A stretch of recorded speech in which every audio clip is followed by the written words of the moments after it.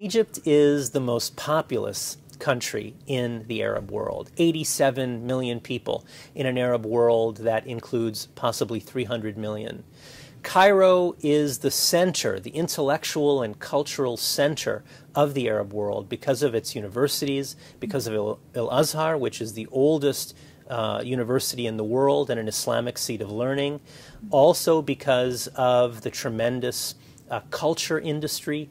Egypt is the largest and the most historically oldest producer of Arab cinema and radio.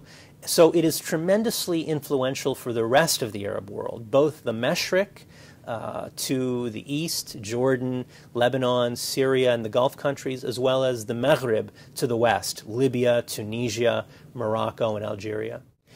Yes, it's the center of the Arab world. There's no question about it. It's both strategically located as well as the intellectual and cultural and political significance of Egypt. Historically, in the last 30 years, the politics of the region was primarily influenced by Egypt. What happened in Tunisia, the overthrow of Zayn al-Abidin bin Ali after 23 years in power by a peaceful protest movement, was incredibly inspiring for Egyptians and for many others across the region who were living under similar conditions.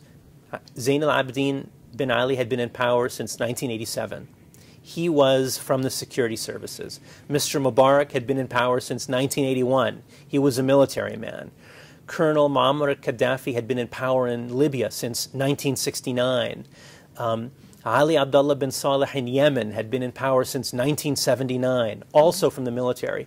So people across the region saw the similarities in the conditions in which they were living in under authoritarian regimes, military strongmen, many of whom were trying to bequeath power to their children, as in the case in Syria with Bashar al-Assad, in Egypt, in Yemen, in Libya, and so on.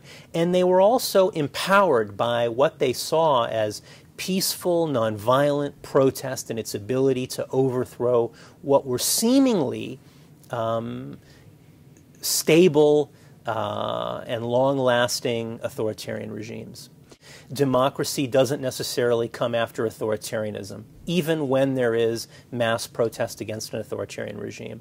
However, what is true in that statement is that it will be very difficult to bottle up all of the energies and activities and political parties and new newspapers and freedoms and youth mobilization that we've witnessed in Egypt and other countries after the fall of Mubarak.